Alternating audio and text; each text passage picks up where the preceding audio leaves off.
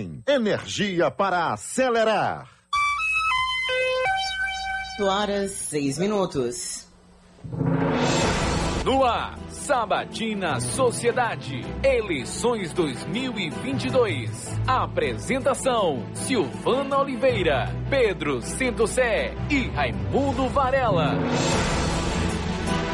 Olá, muito bom dia. Começa agora a Sabatina Sociedade. Hoje, amanhã, segunda e terça-feiras, aliás, terça-feiras, né, que vem, vamos conversar individualmente com os candidatos que querem governar a Bahia. Os 4 possuem representação na Câmara Federal. Segunda e terça que vem, vamos entrevistar João Rome, Jerônimo Rodrigues. Amanhã será o dia de ACM Neto e hoje recebemos aqui no Sociedade Truck, o nosso estudo móvel, que está na Estação da Lapa, o investigador da Polícia Civil, Kleber Rosa, do PSOL, candidato da Federação Agora é a Vez do Povo, com a rede Sustentabilidade. Seja muito bem-vindo, candidato, um bom dia. E a primeira pergunta é, por que o senhor quer governar a Bahia? Bom dia, Silvana, bom dia, Pedro, bom dia, Varela. É um prazer estar aqui na Rádio Sociedade, a oportunidade de estar aqui também tão perto da nossa população. Eu quero dizer o seguinte: eu quero governar a Bahia porque alguém precisa defender o povo.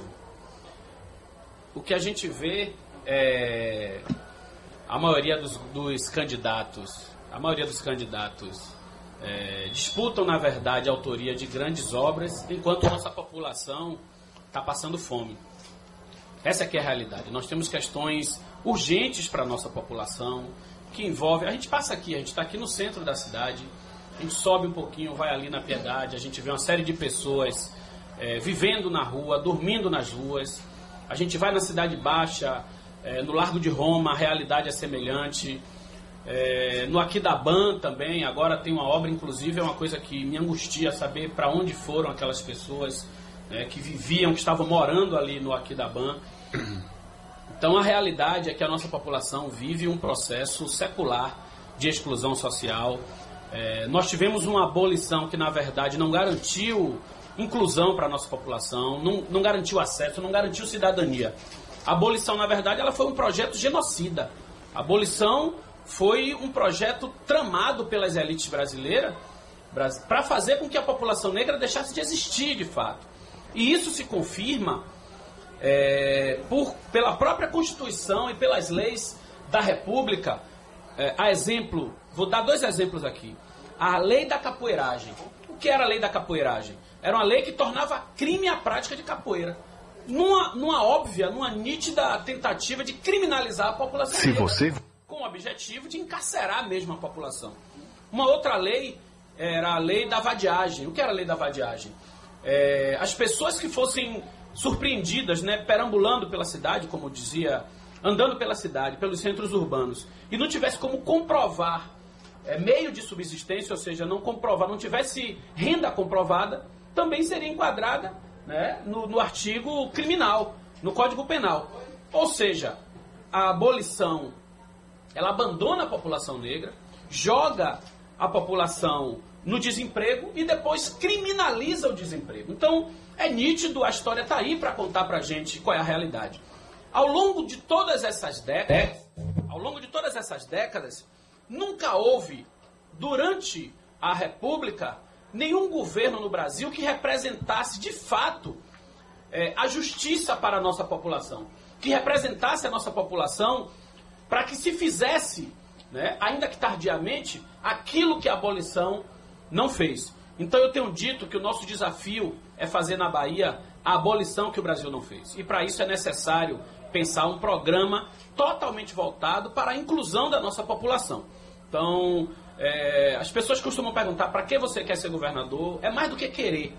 É uma necessidade de vida, é uma necessidade histórica de um povo, o qual eu me sinto, e sou parte, de dirigir o Estado brasileiro, de dirigir a Bahia em função de fazer, na verdade, o verdadeiro programa de inclusão social e de acesso à cidadania que nunca foi feito nesse país.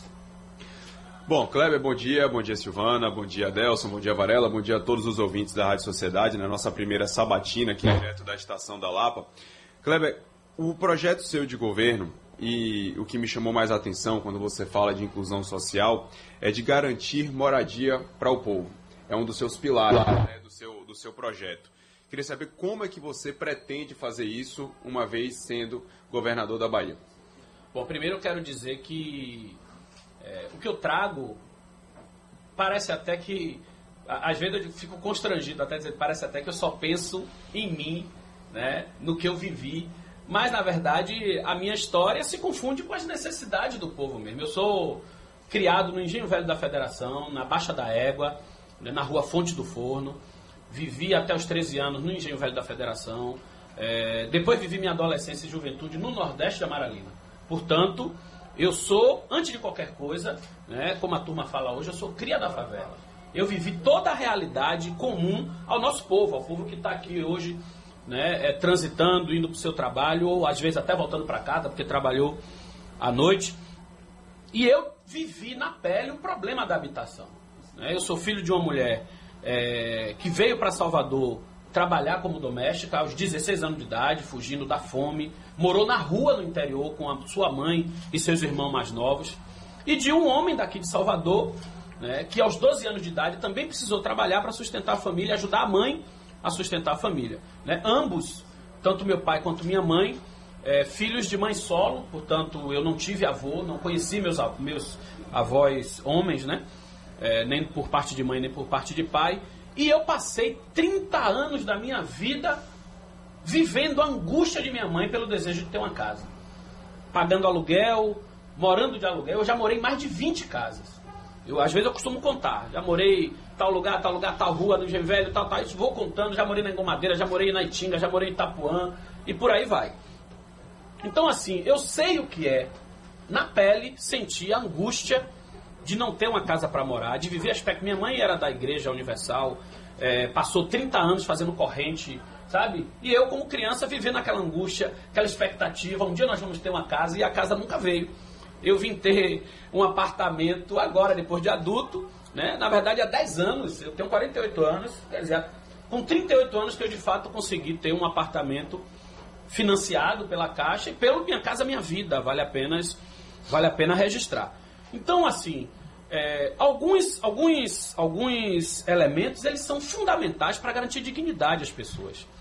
Eu sei o que é, eu faço questão de dizer isso, eu sei o que é chegar no fim do mês e ter que escolher entre fazer o mercado ou pagar o aluguel. E a fome fala mais alto. Então, faz o mercado, deve o aluguel, e aí vem o proprietário, pede a casa, e aí a gente fica, né, para um lado, para o outro, cada dia no lugar, nessa situação de humilhação enorme e de angústia. Então, assim, moradia é prioridade no nosso programa. E como é que nós pretendemos fazer isso? Primeira coisa, nós pretendemos criar ou recriar um banco estadual. Né? O Baneb, que era um banco do Estado, foi privatizado, foi entregue de bandeja ao Bradesco, né, pela família carlista, pelo Antônio Carlos Magalhães, que privatizou o Baneb e entregou ao Bradesco. E hoje nós somos refém, né? Todos nós somos refém dessa agiotagem que é a maneira como os bancos administram nossos recursos. Nós precisamos ter autonomia de financiamento para os programas centrais do Estado. Aí eu trago, por exemplo, a reforma agrária, que é o programa de agricultura familiar, mas trago o programa de habitação. É necessário que a gente tenha um banco para financiar, é necessário que a gente tenha autonomia, inclusive, para organizar empresas construtoras para fazer e construir as casas. E por que eu digo isso? Porque mesmo o programa do governo Lula, o programa Minha Casa Minha Vida, ele sofria, né, os problemas relacionados à relação do Estado com as iniciativas privadas, né, com os grandes grupos privados. E aí vai as construtoras e vai os bancos. As construtoras optam por construir casas populares nos lugares mais longínquos do centro, né, submetendo a nossa população a um afastamento dos espaços onde tem algum nível de estrutura. As pessoas trabalham no centro da cidade, as pessoas precisam sobreviver, né? Então, assim, não é digno você simplesmente construir casa. Habitação não é só casa. Habitação é direito de morar com dignidade. Isso envolve você estar próximo de estruturas que garantam transporte, que garantam atendimento médico, que garantam escola, que garantam lazer. Então, pensar habitação é pensar nesse universo completo. Então, para nós, gerar autonomia para o Estado através de um banco, através de construtoras privadas e assim fazer um programa de habitação para atender a nossa população. Kleber, nós vamos colocar agora nessa roda de conversas, nessa sabatina, o apresentador oficial, né, do horário do Balanço Geral, Raimundo Varela. Bom dia, Varela. Bom dia, Silvana. Parabéns para você por essa iniciativa. Primeiro, pela importância, a grandeza da Rádio Sociedade, de trazer os candidatos para uma conversa aberta, franca, direta, verdadeira. Parabéns. Agora, Silvana, a minha pergunta é uma só. A paz precisa voltar a reinar na Bahia. Hoje mesmo eu dei uma notícia triste. 3 corpos perfurados na bala encontrados na prainha do Lobato. O que fazer a curto prazo, Kleber Rosa, sobre este desafio? Bom dia. Bom dia, Varela. É um prazer enorme estar batendo esse papo aqui contigo. Você que é uma referência da comunicação na Bahia. Então, para mim é uma honra poder estar aqui dialogando contigo. Veja, eu sou investigador da Polícia Civil, sou fundador do movimento dos policiais antifascismo, tenho 22 anos na polícia e ao longo desse tempo que eu dediquei ao trabalho, eu também dediquei à luta política em favor de uma segurança pública digna para o nosso povo. E eu defendo, Varela, que a gente faça um processo de desmilitarização da segurança pública.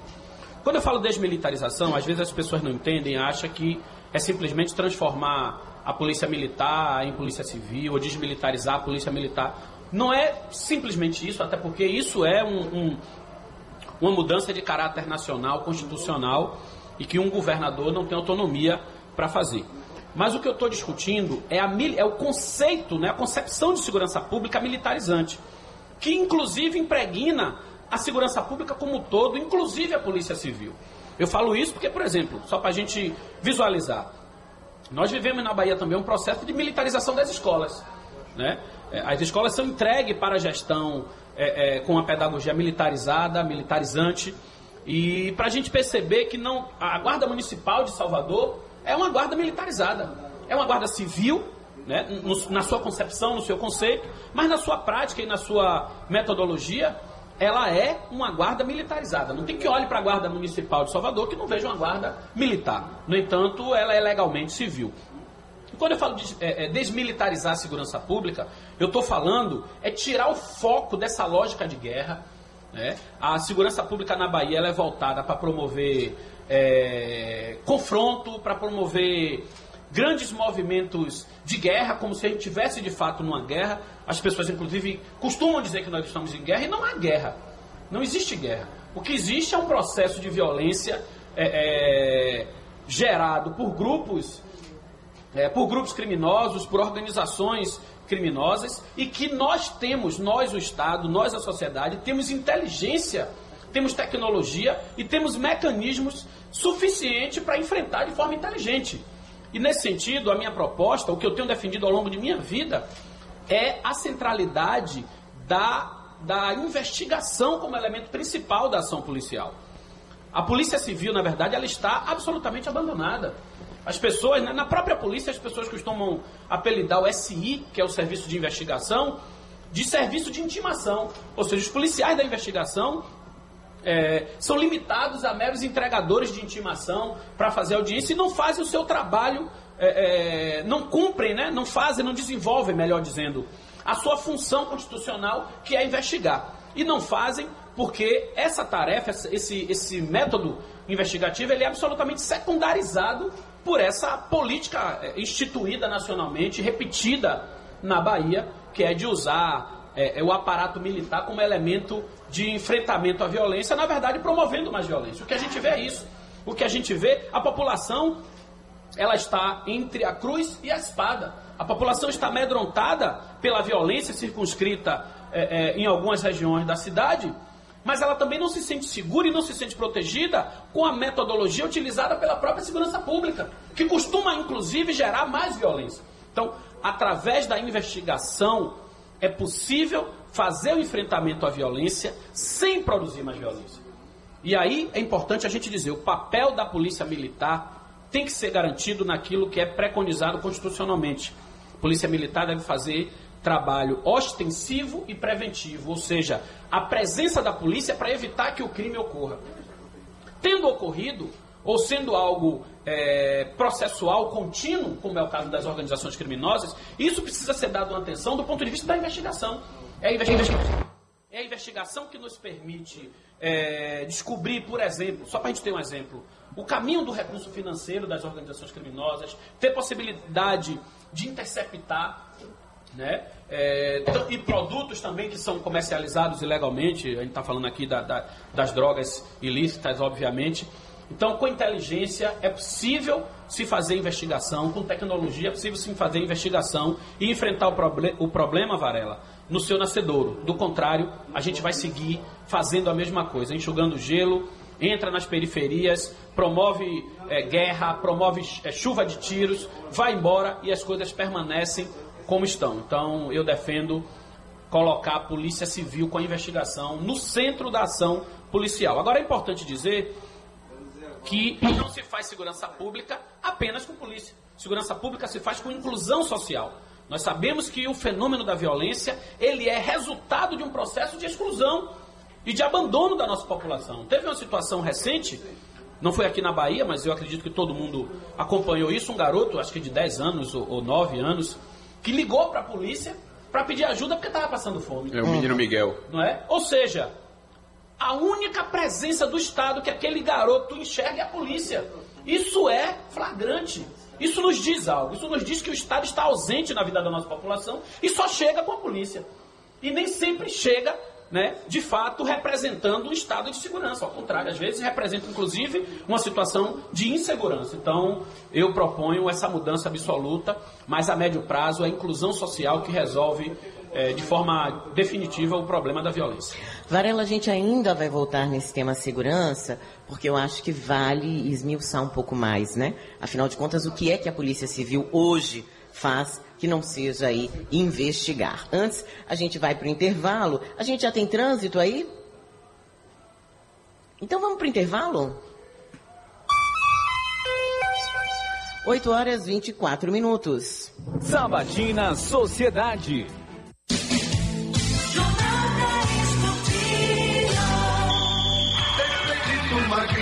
Na Sociedade, o mundo esportivo é do tamanho da sua torcida.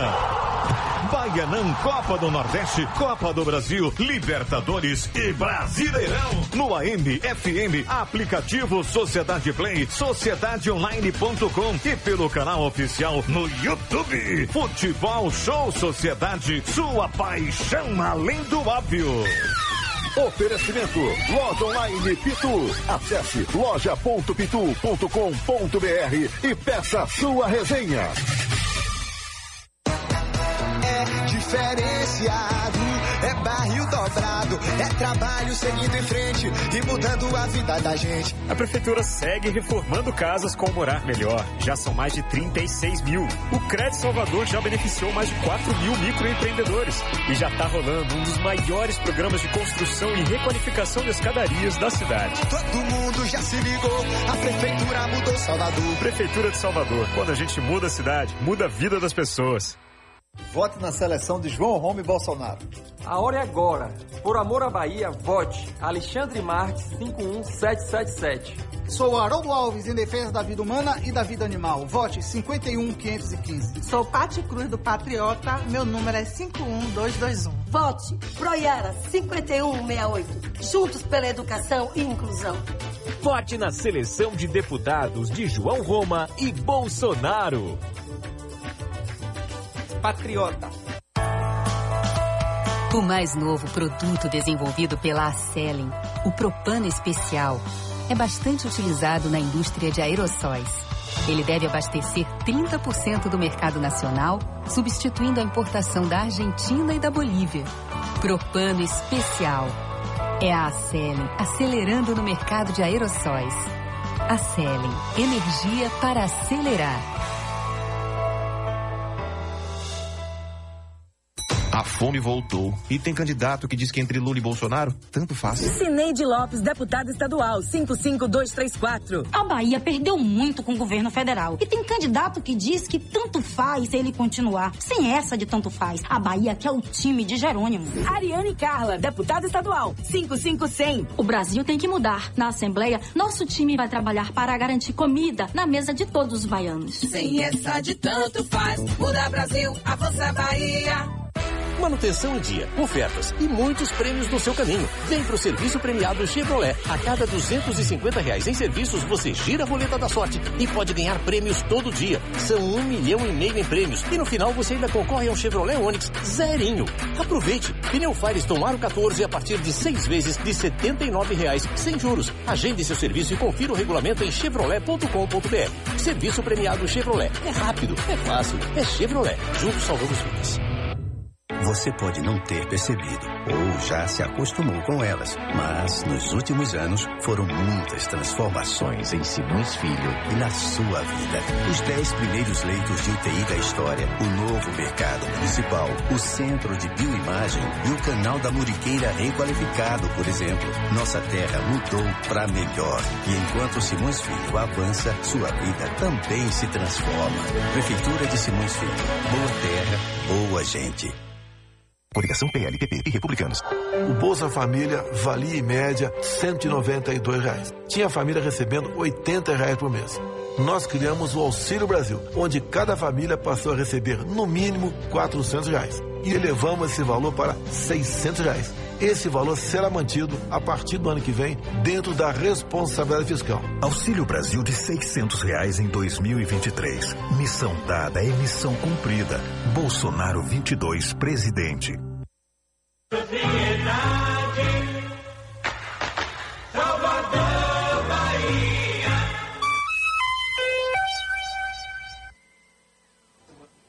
Vamos pro trânsito agora. Sociedade. O trânsito em tempo real. Oferecimento. Facimente é da Valobras. Facimente, o cimento da sua obra.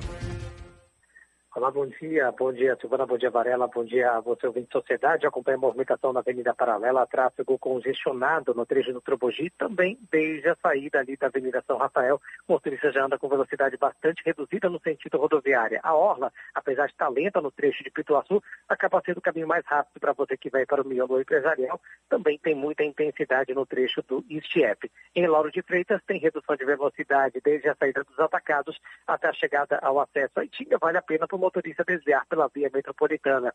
Aposentado ou pensionista da Prefeitura de Salvador, aproveite que o prazo foi prorrogado e faça já sua prova de vida. É até 31 de agosto. Volto com você, Silvana. Obrigada, Pablo.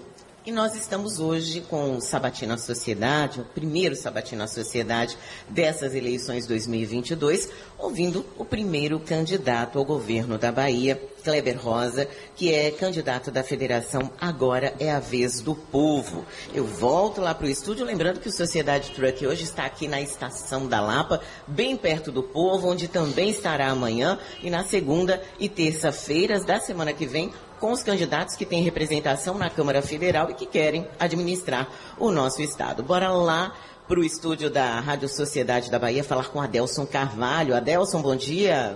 Bom dia, Silvana. Bom dia, Pedro Centro-Sé. Bom dia, Silvalera. Bom dia, ouvinte Sociedade. Bom dia, candidato Kleber Rosa. Para quem eu direciono minha pergunta agora, candidato, o senhor se define como de partido de extrema esquerda, o PSOL. Inclusive, faz duras críticas ao governo do PT na Bahia, mas é aliado e faz propaganda para o PT nacional. Como o seu público consegue entender o que é que significa isso? Local, o senhor critica o governo Rui Costa e nacionalmente o senhor torce pelo ex-presidente. Bom dia, Adelson. É um prazer falar contigo também, te encontrar de novo, né? A gente já se encontrou também lá na Sabatina, na TV.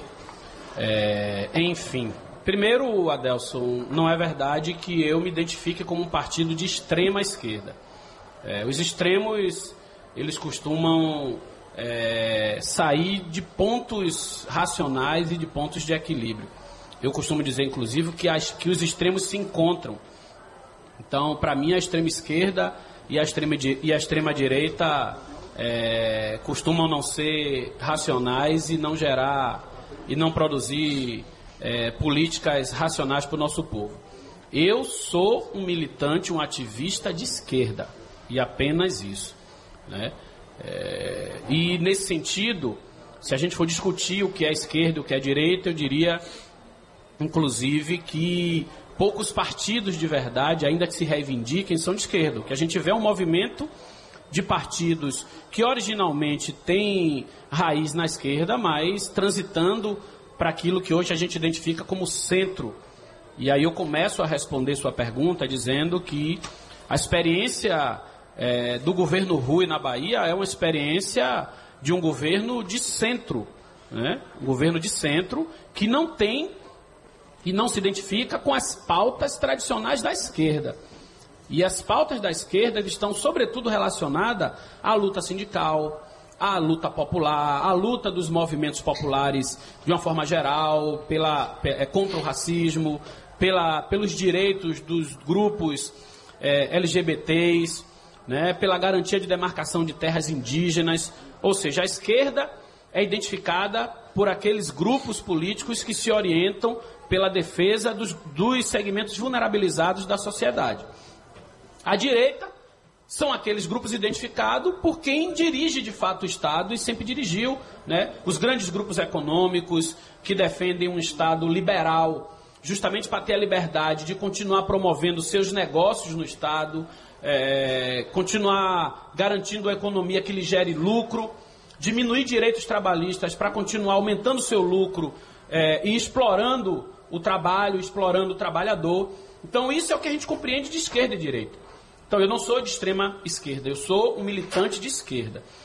Agora, para mim, a urgência em a gente defender o ex-presidente Lula é porque nós vivemos uma tragédia nacional chamada Bolsonaro, né? Bolsonaro, sim, pode ser identificado como alguém de extrema direita. E é de extrema direita porque nós temos grupos de direita, a gente viu ontem, por exemplo, no debate na TV, são os grupos liberais, são os grupos que defendem privatização. Bolsonaro junta a sua concepção ideológica do ponto de vista econômico com a sua concepção ideológica do ponto de vista moral. E aí, contrário ao avanço, por exemplo, de direito das mulheres, contrário à demarcação de terras indígenas, porque acha que essas terras precisam estar disponíveis para os grandes negócios, para as empresas de garimpo, né, para o agronegócio desmatar e criar boi. Então, isso sim é a extrema-direita representada por Bolsonaro. Então, a representação de Bolsonaro e a tragédia que é esse presidente, por tudo que ele representou no seu mandato, né, pela sua responsabilidade com o tamanho e a dimensão que a pandemia tomou no Brasil, com quase 700 mil mortes, com o negacionismo, com o atraso de compra de vacinas, com a recomendação e o estímulo ao uso de medicamentos comprovadamente não eficazes, isso mostra o quanto nós temos a responsabilidade de retomar no Brasil um Estado minimamente racional e democrático, e nesse sentido o ex-presidente Lula é quem melhor tem condições de derrotar Bolsonaro. Por isso o meu partido definiu que nós iríamos fazer a campanha para o ex-presidente Lula. E na Bahia, como eu já disse, na Bahia não existe sequer no governo de Rui Costa a reflexão, o espelhamento daquilo que foi feito no governo Lula.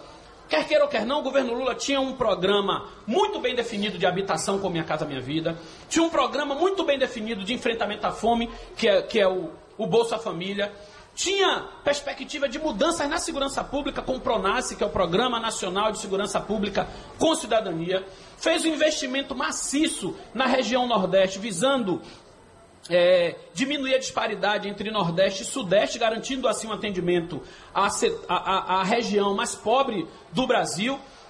E isso a gente não vê refletido no governo da Bahia. Então, nós do PSOL estamos trazendo um programa na Bahia que é, na verdade, aquilo que a maioria das pessoas desejam ver de novo no governo de Lula. E por isso eu tenho dito, nós representamos melhor aquilo que as pessoas esperam de um novo governo Lula, aquilo que as pessoas viram de bom no primeiro governo Lula, né, que passa inclusive por inclusão da população negra nas universidades, ciência sem fronteira, uma série de políticas que atendeu a nossa população mais pobre e mais carente. Então isso explica por que nacionalmente a gente apoia Lula e por que na Bahia nós não podemos apoiar o governo de Rui Costa, a experiência de Rui Costa, justamente porque sequer chegou perto do que foi o nosso governo Lula nacionalmente. Obrigada, Adelson, pela pergunta. A gente vai falar agora com a repórter Adriana Planzo, que está com a eleitora aí ao lado. Bom dia, Adriana. Bom dia, Silvana. Bom dia, candidato. Bom dia, Pedro. Eu estou aqui com Francisco, ele... Senhor Francisco, né? Morador do bairro do Cabula e tem uma pergunta para o candidato. Bom dia, senhor Francisco. Bom dia. A minha pergunta seguinte é essa. Se por acaso o senhor for eleito, qual é o propósito do senhor para o desemprego? Que o desemprego está atingindo muito a população, mas a população negra está sendo mais discriminada. Não vai botar um currículo numa empresa, não é chamado. E isso está atingindo muito o psicológico das pessoas. A minha pergunta é essa. Obrigado.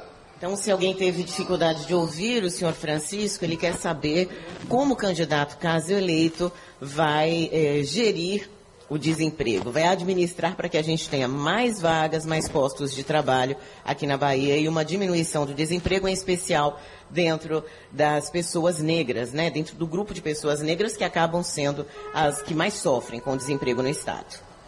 Ok. Francisco, um abraço, bom dia para você, obrigado pela sua participação, pela sua contribuição.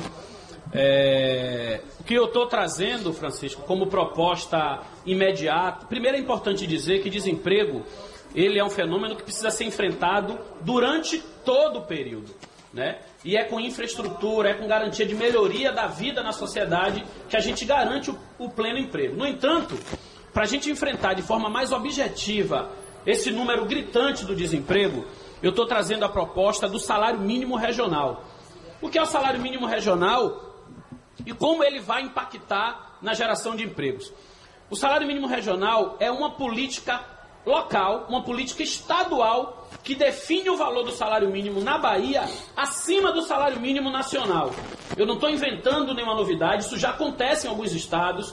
São Paulo, por exemplo, existe o salário mínimo regional e o meu projeto é que ao final de 4 anos de gestão, o salário mínimo na Bahia seja 20% acima do salário mínimo nacional. Primeira coisa positiva disso é a gente não ficar refém de possíveis governos que não tenham política de valorização do salário nacionalmente, como é o caso de Bolsonaro. Durante o governo de Lula, houve a valorização real do salário mínimo, o trabalhador assalariado melhorou de vida, pôde comer melhor, pôde morar melhor, teve acesso a bens de consumo, né? Teve empresas aí que ficaram ricas vendendo eletrodoméstico para pobre, né? E se deram mal, inclusive, porque depois apoia o Bolsonaro e agora está falido. Tem um bocado de loja aí, né? Não preciso dizer o nome, vocês sabem de que eu estou falando. Então, minha proposta é garantir uma política de salário mínimo na Bahia, que ao final de 4 anos a gente tenha 20% acima do salário mínimo. Qual é o outro resultado disso? Primeiro, mais dinheiro no bolso do trabalhador assalariado. Isso também atende ao nosso programa de distribuição de renda. Precisamos diminuir a diferença entre os mais ricos e os mais pobres. Isso se faz com política governamental, garantindo que tenha mais dinheiro no bolso do trabalhador assalariado. A consequência disso é aumentar o poder de compra do trabalhador, voltar a intensificar o comércio e o serviço e, consequentemente, aquece a economia e gera mais emprego. É uma conta que, do ponto de vista da economia como ciência, ela é óbvia e ela é exata. À medida que tem mais dinheiro circulando, mais dinheiro na mão das pessoas que consomem, mais você melhora os setores do comércio e do serviço e, consequentemente, gera mais emprego. Então, essa é a política que eu estou defendendo, Francisco, de forma mais objetiva para enfrentar o problema do desemprego. No entanto, todo investimento que a gente vai fazer em outros diversos setores, ele ajuda a garantir o pleno emprego. Só para ter um exemplo, à medida em que a gente investe em segurança pública, diminui os problemas envolvendo violência, melhora a imagem da Bahia. A Bahia tem um potencial fantástico de turismo, né? Salvador, interior, Chapada, enfim. É óbvio que a imagem negativa da Bahia relacionada à segurança diminui o potencial do setor turístico. Então, só para a gente perceber como o emprego ele também é gerado, né, por investimento em os mais diversos setores. A segurança pública melhorando, a gente melhora o nosso potencial turístico e isso também gera mais emprego no setor turístico, no setor hoteleiro e impacta no setor de serviço. Então é dessa forma, a curto prazo, de forma mais imediata e objetiva, a valorização do salário mínimo, mas a médio prazo, né, a melhoria da qualidade de vida das pessoas, investindo em saúde, educação, em segurança pública e outros tantos setores. A gente vai voltar agora para o estúdio da Rádio Sociedade da Bahia, sair aqui da Lapa. Vamos lá falar com o representante do esporte e também do jornalismo, né? Fabrício Cunha, bom dia. Bom dia para você, Silvana Oliveira, Pedro Sento Serra, Raimundo Varela, Adelson Carvalho. Prazer gigantesco participar desse exercício da democracia, essa sabatina aqui na Rádio Sociedade. Um abraço especial ao nosso candidato e convidado Kleber Rosa. Como a Silvana bem colocou, faço parte da equipe de esportes da Rádio Sociedade e vou para uma pergunta nesse campo, candidato. Infelizmente, em todo o país, a gente tem percebido a penetração do crime organizado dentro do ambiente escolar. E a gente sabe que esporte é vida, é saúde, é direção de um bom caminho para os nossos jovens. Como você enxerga o atual estágio das políticas públicas direcionadas à fomentação do esporte dentro das nossas escolas estaduais? E o que fazer para melhorar e potencializar essas políticas públicas? Bom dia, candidato. Bom dia. Vejam, na verdade não existe, né? Não existe política de esporte na educação na Bahia. Não existe. Eu sou professor, né? Eu estou no chão da escola, eu estou em sala de aula, eu sou professor hoje que atua na EJA, na educação de jovens e adultos. Conheço a realidade da escola e não existe, inexiste um programa de esporte para a educação na Bahia. No máximo, o aluno consegue ter acesso ali a um futebol, a algo muito pontual dentro da disciplina de educação física, o que é, obviamente, algo insuficiente. Eu tenho defendido, está no meu programa, a inclusão da concepção e do conceito de Anísio Teixeira para a educação. Anísio Teixeira sugere a educação de tempo integral e de forma universal do ponto de vista humano, ou seja, o Estado precisa garantir para o educando uma educação que extrapole a ideia apenas de quadro de giz, professor, aliás piloto, né, que não existe mais o giz, professor e sala de aula. Nesse sentido, a educação de tempo integral iria proporcionar ao aluno justamente o acesso ao esporte, o acesso à arte, à música, à dança, né? Mas o esporte não só futebol, mas a natação como prática de esporte, a diversidade esportiva, o atletismo. E isso também, eu volto a dizer, eu não estou inventando moda, nem estou tirando nenhuma ideia da carochinha. Nós temos na Bahia a implementação de um projeto de Anísio Teixeira, que é o modelo Escola Parque, e que já funcionou, né, de forma muito brilhante, segue funcionando, ainda que não da maneira que a gente deseja, mas não deixa de ser algo pontual, isolado ali como um mero modelo. É necessário que a gente estenda esse modelo para toda a educação da Bahia e dessa forma, né, a gente contemple a ideia de uma educação completa do ser humano, com acesso ao esporte, com acesso à educação física, mas também com acesso à arte, à música, ao teatro, ao entretenimento de uma forma geral, né? Então, essa é a proposta que nós estamos defendendo. E, nesse sentido, ainda dialogando do ponto de vista da educação, há um processo de militarização das escolas, do qual eu sou contra, o meu partido é contra. A militarização não serve nem para a segurança pública, e as pessoas que estão aqui com certeza sabem do que eu estou falando. O modelo de militarização não atende às necessidades da segurança pública, não atende muito menos à educação. É óbvio que as pessoas correm para a escola militar, porque todo mundo quer o melhor para o seu filho, a escola soa como uma escola um pouco mais organizada, não tem grandes problemas de disciplina, mas isso não significa dizer que o Estado não tenha condição de garantir todas essas condições uma escola bem organizada, bem estruturada, né, com disciplina, com funcionamento real da educação, sem precisar recorrer à ideia da hierarquização militar, sem precisar construir a ideia de que nossos alunos precisam ser vigiados, como se estivessem sendo policiados no seu cotidiano. Essa educação é uma educação que distorce a nossa capacidade de reflexão crítica sobre nós, sobre nossa história e sobre nossa sociedade. Portanto, nós somos deliberadamente contra o processo de militarização das escolas.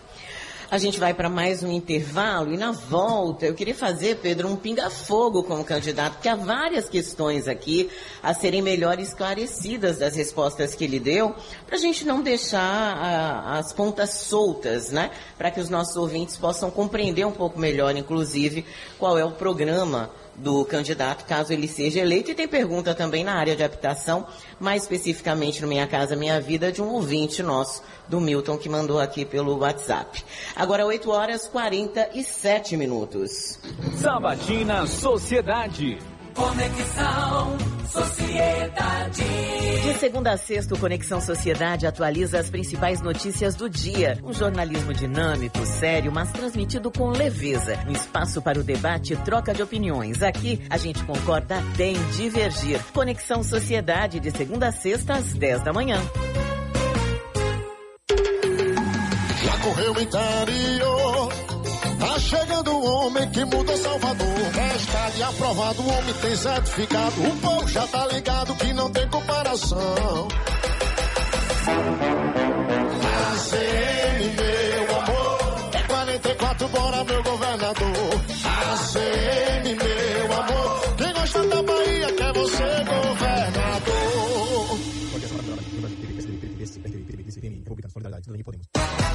É diferenciado, é barril dobrado, é trabalho seguindo em frente e mudando a vida da gente. A Prefeitura segue reformando casas com morar melhor. Já são mais de 36 mil. O Crédito Salvador já beneficiou mais de 4 mil microempreendedores. E já está rolando um dos maiores programas de construção e requalificação de escadarias da cidade. Todo mundo já se ligou, a Prefeitura mudou Salvador. Prefeitura de Salvador. Quando a gente muda a cidade, muda a vida das pessoas. Não foi só uma escola, foram centenas reformadas e construídas. Não foi só um estudante, foram milhares que receberam apoio e incentivo para continuarem na escola. Não foi só uma família, foram milhares de famílias beneficiadas com o maior programa de cisternas da Bahia. Esses são programas criados por nós no governo de Rui. Quero e vou fazer, ao lado de Lula, muito mais pelas famílias baianas. Coligação pela Bahia do Brasil, Brasil, PSB, PSD, MDB, PSB. Você conhece o Vita Vigor 3.0 da OIB Caps? É um suplemento natural para resgatar os bons momentos da intimidade do casal. Ele vai auxiliar sua saúde sexual, te dando mais energia e disposição. Escuta só o depoimento de quem já adquiriu. É um ótimo produto, já estou indo para a terceira compra. Para eu que levanto cedo de manhã e vou até as 10 horas da noite, é um produto muito bom. Pode comprar que não vai se arrepender. Então tá aí uma solução poderosa e natural para melhorar o teu relacionamento. Ligue agora e tire todas as suas dúvidas com os especialistas da OIB Caps. Ligue 0800 016 1111. Anota aí, 0800 016 1111. Esse produto não é um remédio, é um suplemento natural. Funerária A Decorativo. No momento em que me faltam as palavras. Rua Caetano Moura, número 1, Largo do Campo Santo, Federação. Telefone 3336-4533. Uma casa com 43 representantes legítimos de nossa gente. Escolhidos democraticamente. Um poder independente. De raças, gêneros, classes sociais e opiniões das mais variadas possíveis. Mas todos com um só objetivo: melhorar a vida do soteropolitano. Porque essa não é a casa de um dono só. Essa é a casa de todo o povo de Salvador. Câmara Municipal de Salvador.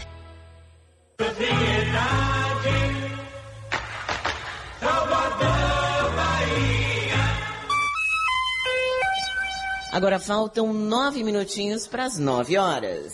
Sabatina Sociedade.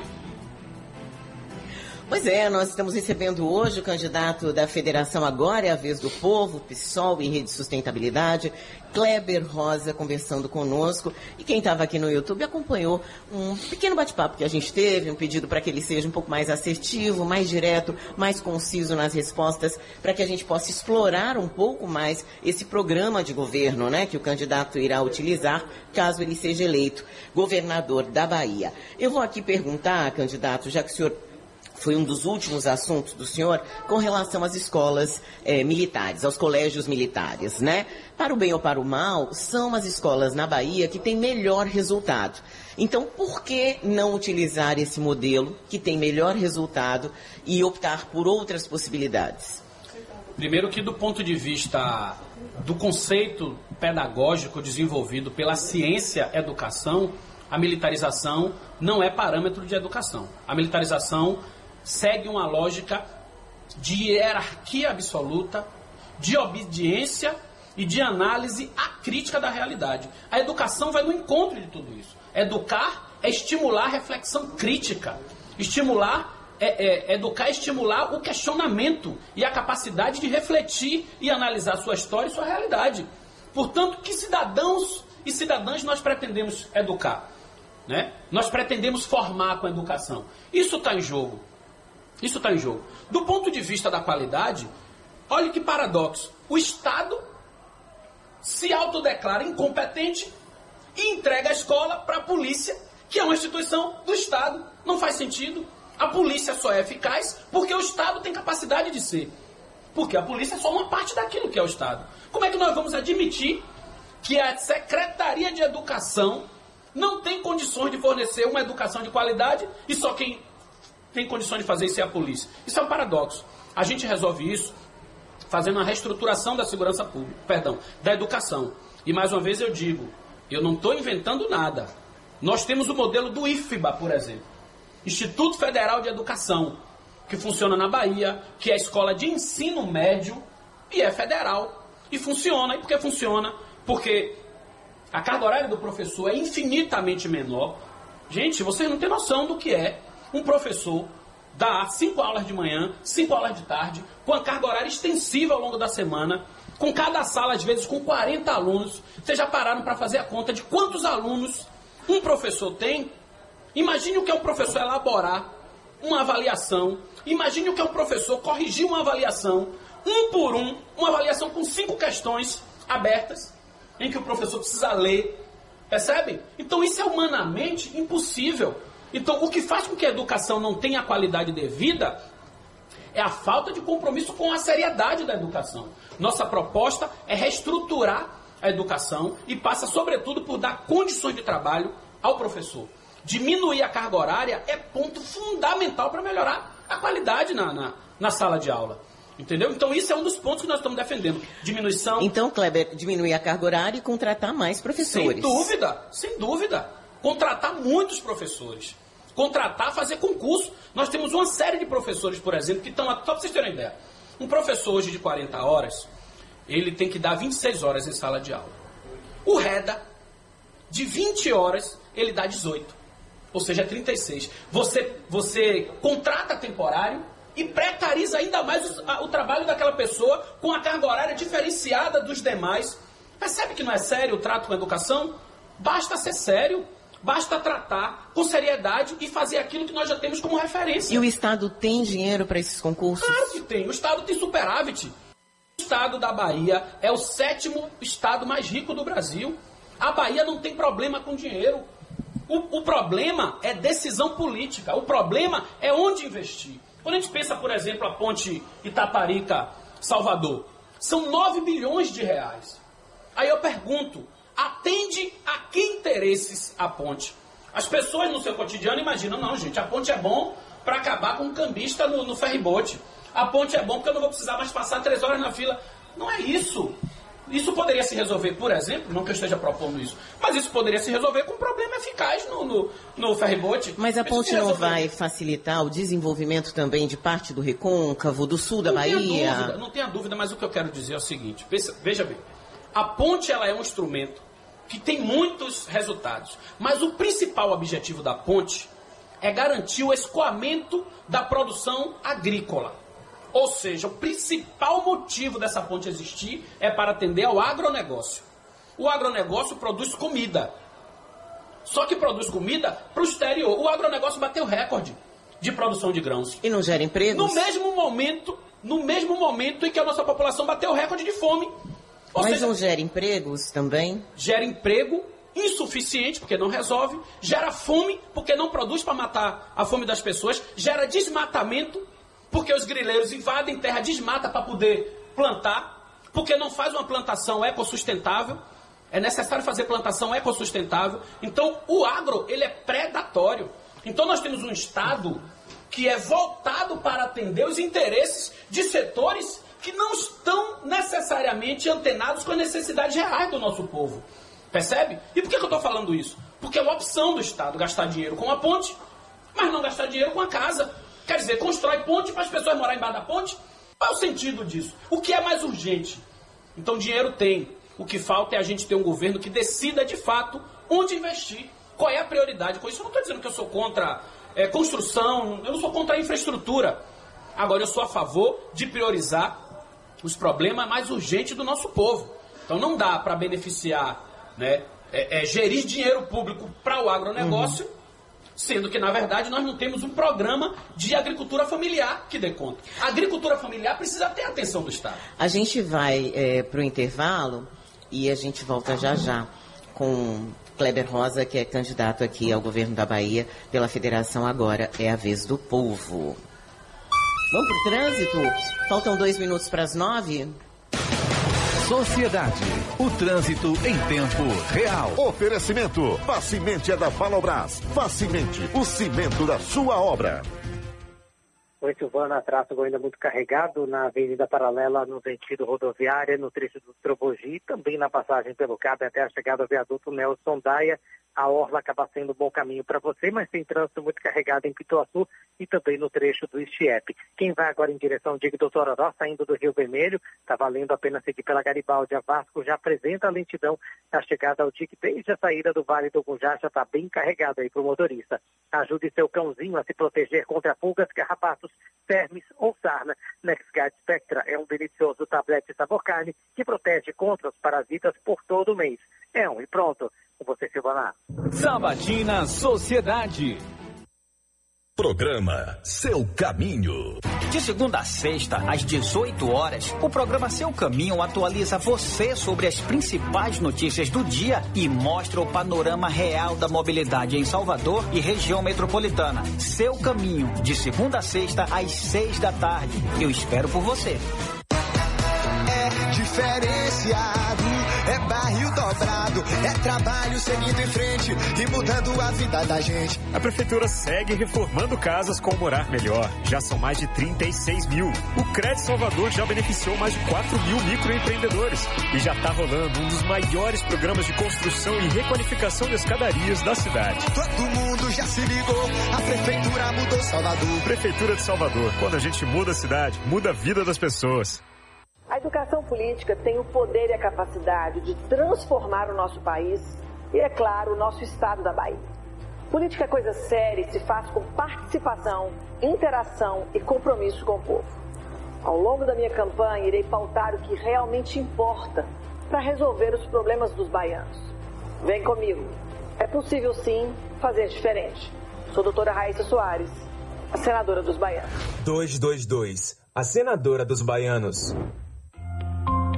Eu sou o Dr. Maurício Silveira, da Master Medical. Em cada 10 homens, 4 têm problemas de falta de ereção ou de ejaculação rápida. Não tenha vergonha, tem tratamento.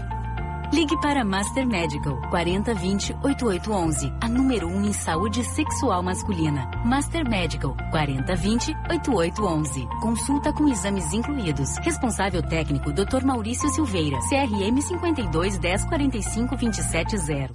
Sabe por que Cacá Leão é o senador de ACM Neto? Pense num cara trabalhador, ficha limpa e que já fez muito pelo nosso estado. Esse cara é Cacá Leão. Fala, Cacá! Sou um dos deputados que mais trouxe recursos para o nosso estado. Eu sei como as coisas funcionam em Brasília. Por isso, estou preparado para ser senador e ajudar a CM Neto a mudar a Bahia. Cacá Leão, um novo senador para uma nova Bahia. Coligação para mudar a Bahia. No Brasil, PP, PSDB, PDT, PSC, PRTB, PTC, PMN, Republicanos, Solidariedade, Cidadania e Podemos. Que sabor você quer? Diga o que quiser. Uma roda de amigos pra vida levar. É bonito de ver a menina girar. A família reunida tá na mesa. Se for São Brás, o sabor é demais, é outra coisa. Outra coisa é saber escolher um momento que satisfaz. Outra coisa é sentir o que mexe com você. Outra coisa é São Brás. Se for São Brás, o sabor é demais, é outra coisa. Funerária A Decorativa, no momento em que lhe faltam as palavras. Telefone 3336-4533. Pense bem. Essa eleição tem 2 turnos. Isso é uma grande oportunidade para você não jogar o seu voto fora num candidato ruim só para não deixar o pior ser eleito. Voto útil no primeiro turno é aquele que a gente escolhe a melhor opção e não a menos ruim. Pense bem. A melhor opção no primeiro turno é Simone Tebet, número 15. Ela é Simone, presidente do Brasil. Coligação Brasil para todos. ZYC 357, FM 102,5 MHz. ZYH 446, AM 740 kHz.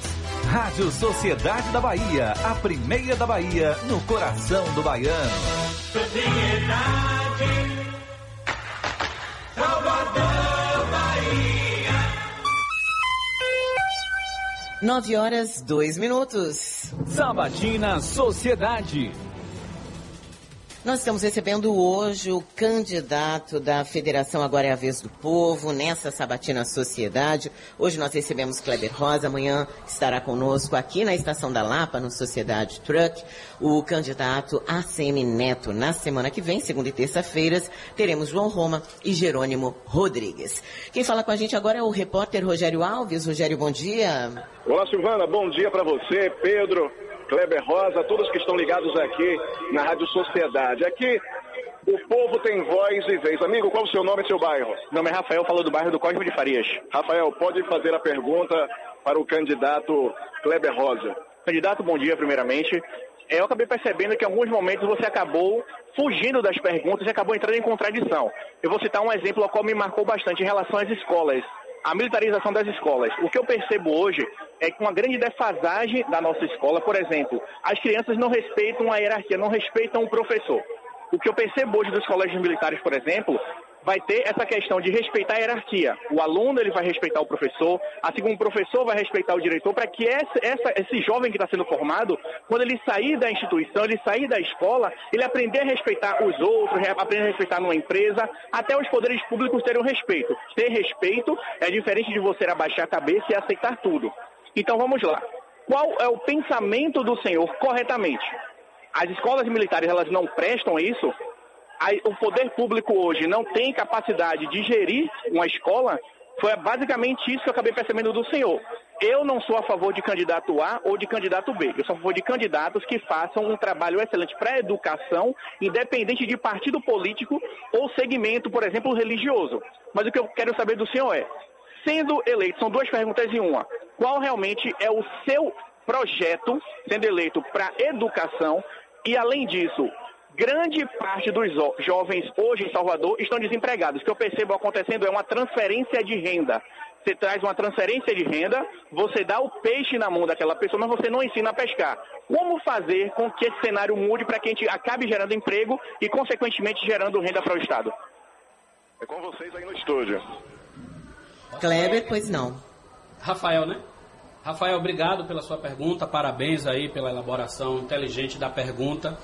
Rafael, veja, eu sou professor, então eu falo, para além de falar como candidato, eu falo de uma realidade que eu vivencio há 25 anos. Eu sou professor há 25 anos e eu posso te garantir que o que gera a indisciplina, e eu falo como aluno que fui também de escola pública, o que gera a indisciplina na escola é justamente a falta de uma educação de qualidade. Nós temos, na verdade, um ambiente escolar que muitas vezes falta professor, Um ambiente escolar onde a educação ela não é atraente, é uma educação enfadonha, onde o aluno chega e passa 5 horas sentados, professor, aluno e quadro. Minha proposta, objetivamente, para dialogar com sua pergunta, passa por 3 elementos centrais para a educação.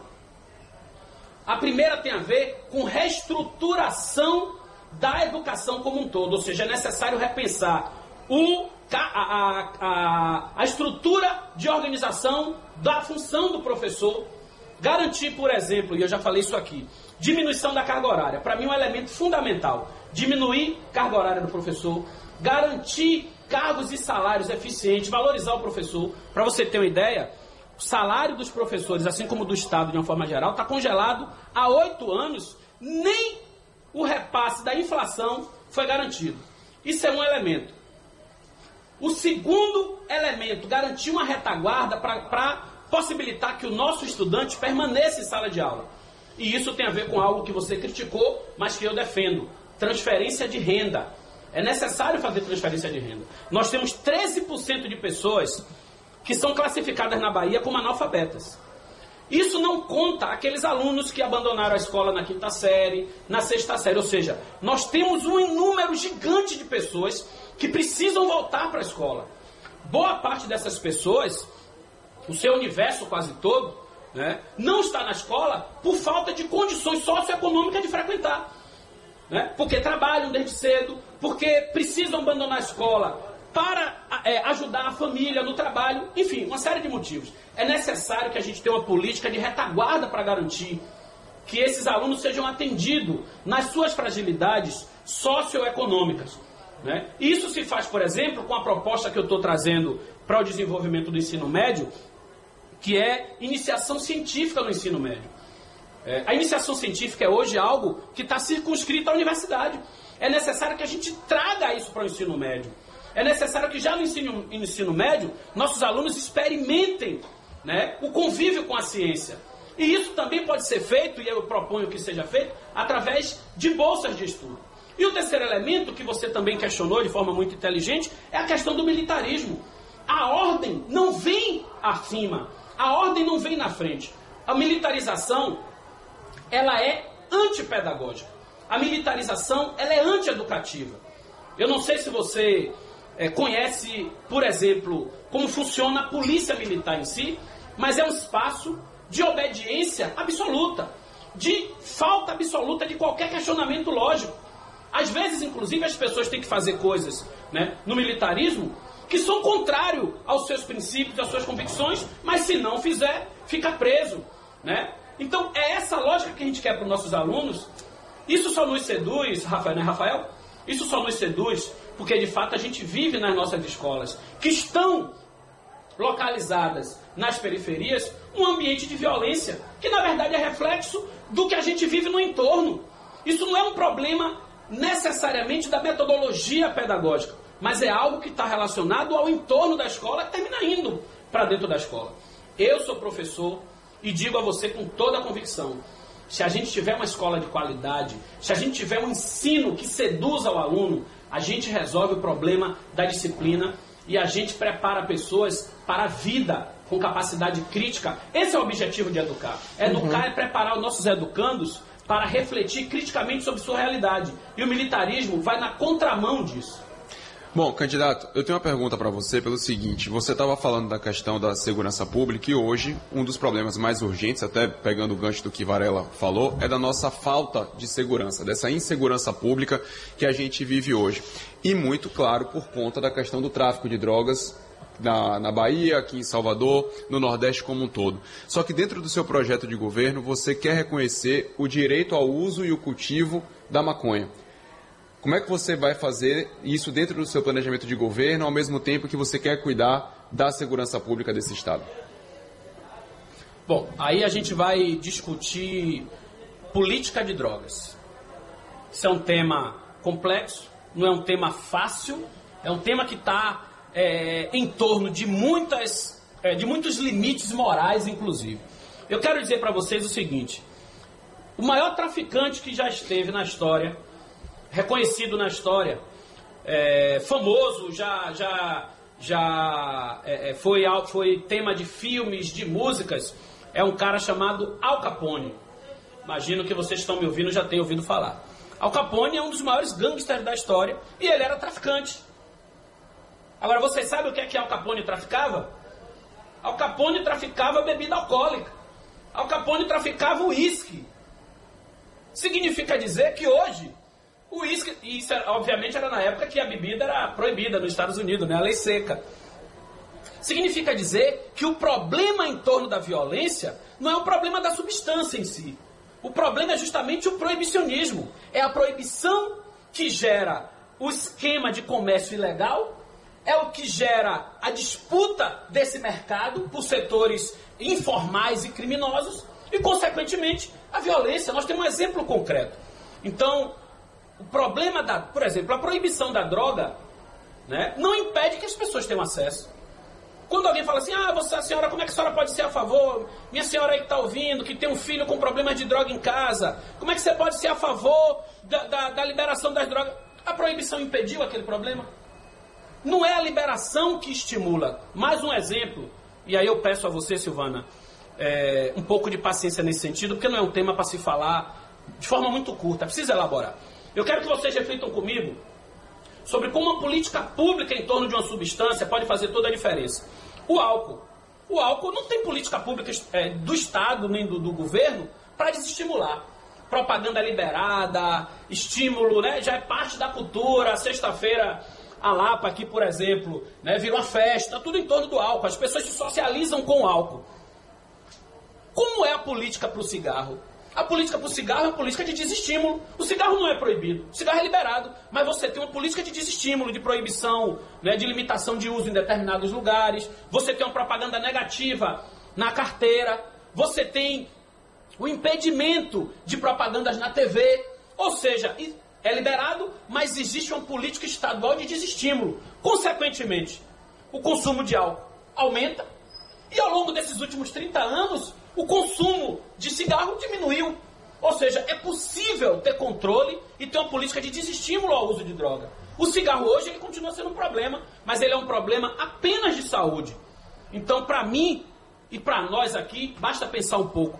O que mata é o proibicionismo. O que mata é a guerra às drogas. O que mata é o movimento em torno da proibição. E na prática, aqui para nós, a droga está aí para todo mundo. Todo mundo usa maconha, todo mundo usa pó, todo mundo usa o que quer. Agora, Kleber, eu vou só lhe pedir para não generalizar. Né? Todo mundo é muita gente. Mas todo mundo é muita gente. Eu, por exemplo, não uso maconha, não uso cocaína. Eu também não. E eu queria lhe fazer uma pergunta ligada a essa questão das drogas. Porque a gente sabe que o cigarro, ele não embriaga ninguém. Digamos assim, né? Ele não tira ninguém do seu filtro normal. Claro. E as drogas fazem isso, assim como o álcool faz também. Isso. Como é que a gente lida com o que é deletério que a droga traz? Além da questão de saúde pública, porque a gente não pode deixar de ver que assim como existem alcoólicos, existem adictos também. E um adicto é um prejuízo para uma saúde que só quem realmente tem ou teve alguém na família que sofreu com a adicção, é que sabe o que é uma família que sofre com isso. Silvana, veja, defender a mudança da política não é defender o uso. Quando eu falo que todo mundo usa, obviamente que eu estou falando uma figura de linguagem, o que eu estou dizendo é que as pessoas têm acesso fácil. Né? A proibição não impede as pessoas de ter acesso. É disso que eu estou falando. E isso é fato. Isso é fato. O que eu estou dizendo é que o que está em torno dessa proibição, que envolve a guerra às drogas, é que de fato o que provoca a violência. É óbvio que o consumo de entorpecentes, ele é um problema.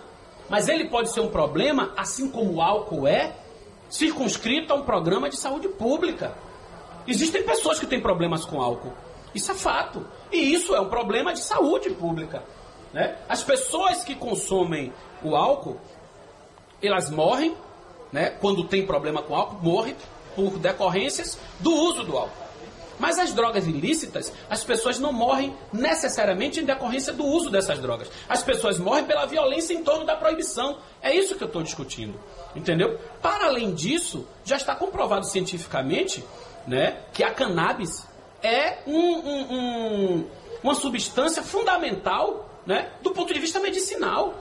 Mas não há que se misturar, né? O canabidiol, a cannabis utilizada para o tratamento de doenças, que a gente sabe que há necessidade, que tem melhorado a vida, em especial de crianças que convulsionam, com o uso recreativo do seu cigarrinho de maconha. No sentido figurado, candidato. Entendi. Mas é isso, assim, ó. O problema é o seguinte, que o proibicionismo, ele cria uma áurea tão ruim que até a ciência é impedida de fazer o uso medicinal. É disso que eu estou falando. Entendeu? A lógica da proibição é tão absurda que impede a ciência de utilizar a substância. E você acha que isso traz, então, um preconceito para a questão da cannabis? Eu não tenho dúvida. Né? Não tenho dúvida que o preconceito gera, inclusive, problema dessa ordem, de pessoas que precisam para tratamento de saúde e que são impedidas de usar por conta da lógica do proibicionismo. Candidato, eu vou dar 2 minutos para o senhor responder a questão aqui do Milton, antes da gente ir para o intervalo. Ele pergunta para esse candidato, para o Kleber Rosa, se ele tem noção de quantos recebem a casa pelo projeto Minha Casa Minha Vida e já venderam os imóveis. E aí a gente continuou conversando aqui. Ele falou que muita gente aluga, em especial a noção dele é no conjunto residencial Jardim das Margaridas. Muita gente aluga, muita gente vende. E diz também que há pessoas que se inscrevem no projeto e não são realmente de baixa renda. E deixando claro que isso é proibido, inclusive. Claro. O imóvel ele é pessoal e intransferível. Claro. O programa tem que ser para quem precisa. Então, se alguém que não precisa teve acesso, isso tem a ver com o programa de gestão. Né? Isso aí tem a ver com o problema de gestão do programa. Óbvio que cabe ao Estado oferecer o serviço e cuidar para que ele chegue a quem de fato precisa. Então, assim, isso para mim não tem muito o que se discutir. Isso é um problema. Se alguém tem acesso e não precisa, se as pessoas que estão morando ou que tiveram a casa repassaram, isso precisa ser cuidado para que não ocorra. Então, não tem muito o que se dizer. Isso não pode prejudicar a necessidade de ter um programa de habitação. É necessário todos os cuidados para que chegue a quem de fato precisa. Vamos para o intervalo, então? E a gente volta já. Agora 9h18. Sabatina Sociedade.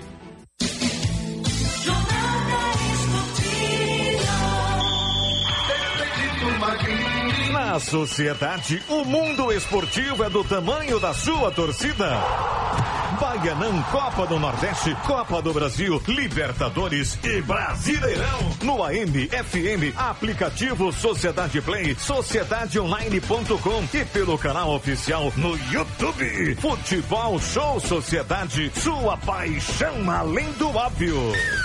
Oferecimento Loja Online Pitu. Acesse loja.pitu.com.br e peça sua resenha. Vote nos deputados que estão com ACM Neto 44. Fala, João Leão 1115. Bem, amigos da Bahia, olha aí, estamos juntos novamente. Vote em ACM Neto, em Cacá Leão e no 11 nos deputados federais e estaduais do PP. Fala, Cláudio Cajado 1122. Em 7 mandatos consecutivos, tenho me dedicado a desenvolver a Bahia e os municípios que me escolhem como deputado federal. Mais uma vez, peço seu voto para, junto com a ACM Neto, continuar lutando por um Brasil melhor. PP, propaganda eleitoral gratuita.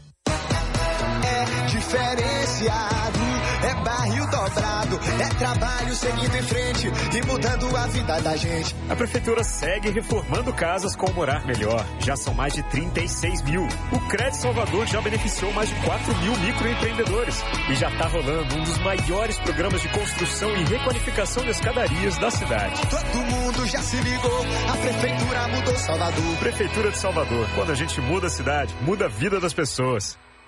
Manutenção em dia, ofertas e muitos prêmios no seu caminho. Vem pro serviço premiado Chevrolet. A cada R$250 em serviços, você gira a roleta da sorte e pode ganhar prêmios todo dia. São 1,5 milhão em prêmios. E no final, você ainda concorre a um Chevrolet Onix zerinho. Aproveite a troca de óleo e filtro a partir de 4 vezes de R$ 49,90 sem juros. Agende seu serviço e confira o regulamento em chevrolet.com.br. Serviço premiado Chevrolet. É rápido, é fácil, é Chevrolet. Juntos salvamos vidas. Fala, presidente Lula. Meus amigos e minhas amigas, hoje as famílias vivem um verdadeiro desespero para botar comida na mesa. Enquanto o salário não cresce, o preço da comida aumenta todo dia. No nosso governo, além dos alimentos, o salário dava para fazer um churrasquinho e um passeio no final de semana. Meu compromisso com o Brasil é recuperar o poder de compra do salário mínimo. Lula presidente, o Brasil da esperança. Coligação Brasil da Esperança, PT, PCdoB, PV, PSB, PSOL, Rede Solidariedade, Agir, Avante.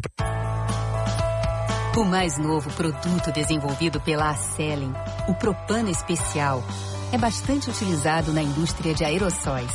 Ele deve abastecer 30% do mercado nacional, substituindo a importação da Argentina e da Bolívia. Propano Especial. É a Acelen acelerando no mercado de aerossóis. Acelen, energia para acelerar.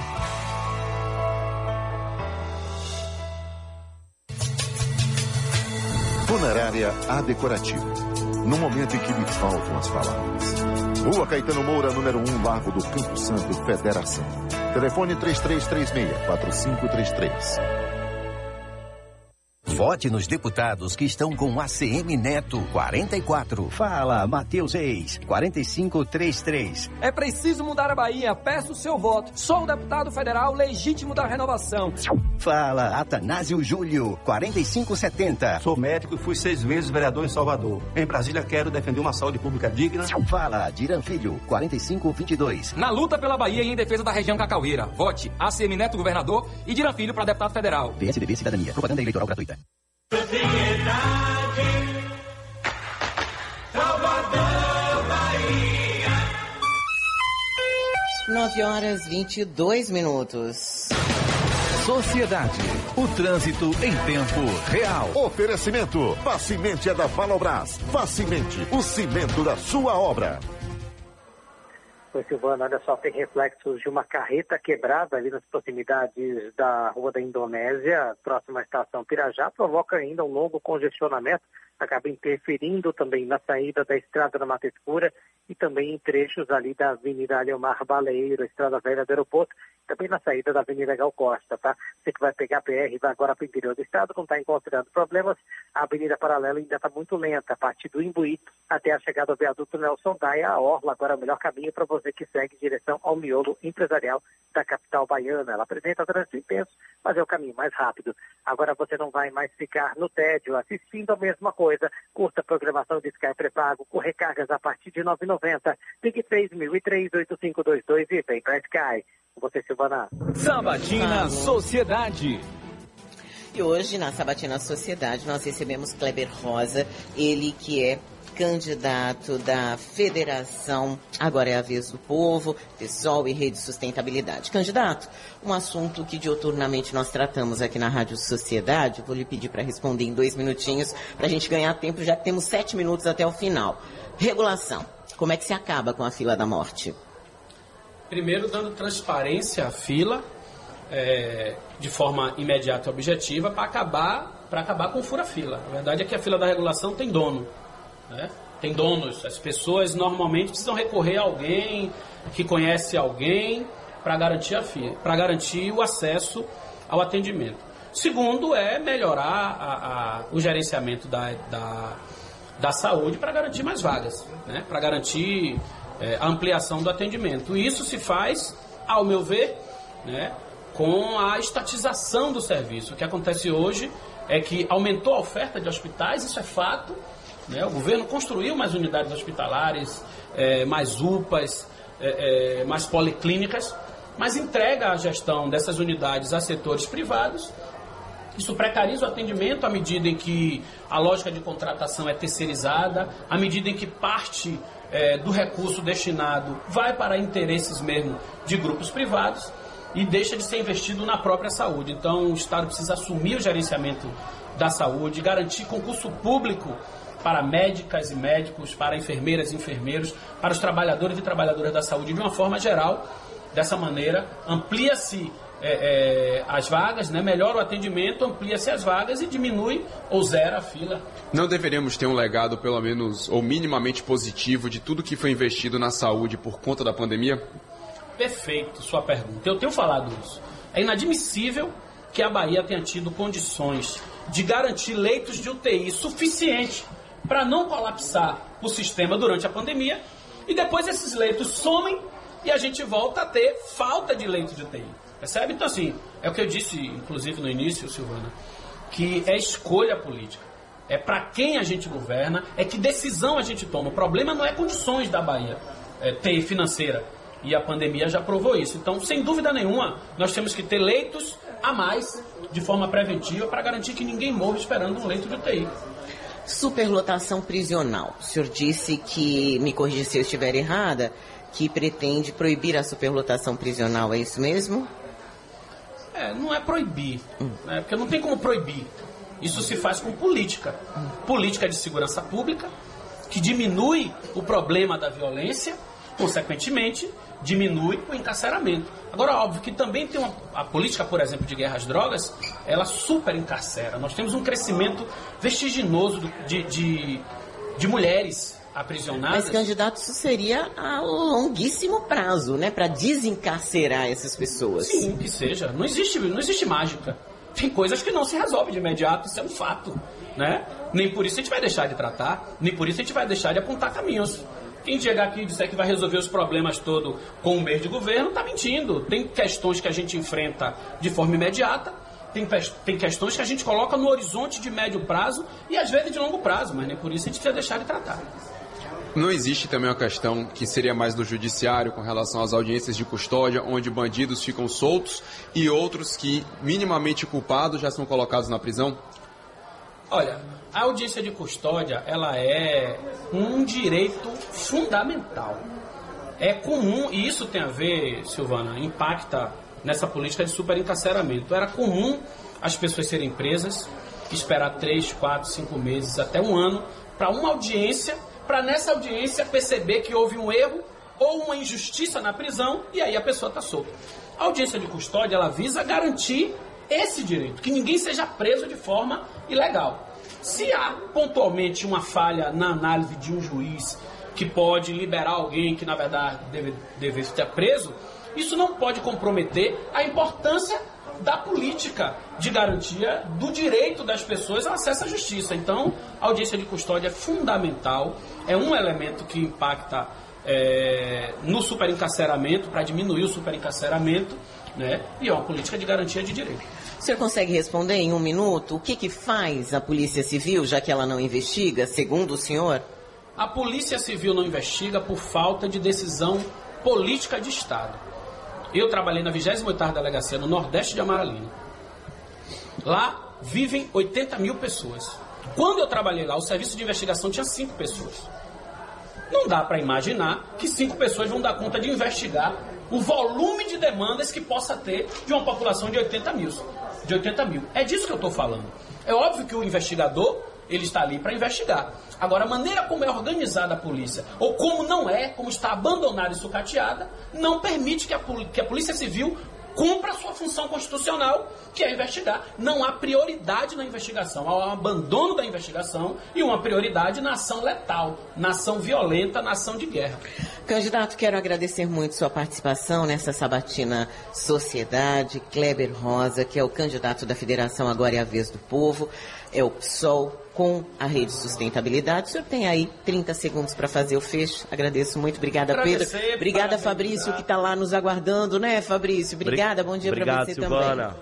Agradecer a todos vocês aqui da equipe, parabenizar por essa iniciativa fantástica de estar aqui dialogando cara a cara com o nosso povo. É isso que todo mundo precisa fazer e me coloco à disposição para outras oportunidades de voltar aqui. Obrigada, Pedro. Bom dia. Obrigado, Silvana. Obrigado mais uma vez, candidato. Bom dia para todo mundo. E amanhã nós estaremos aqui com o candidato ao governo da Bahia, ACM Neto, a partir das 8 horas da manhã, aqui na Estação da Lapa. Bom dia para você. Te vejo às 10, daqui a pouquinho, no Conexão Sociedade.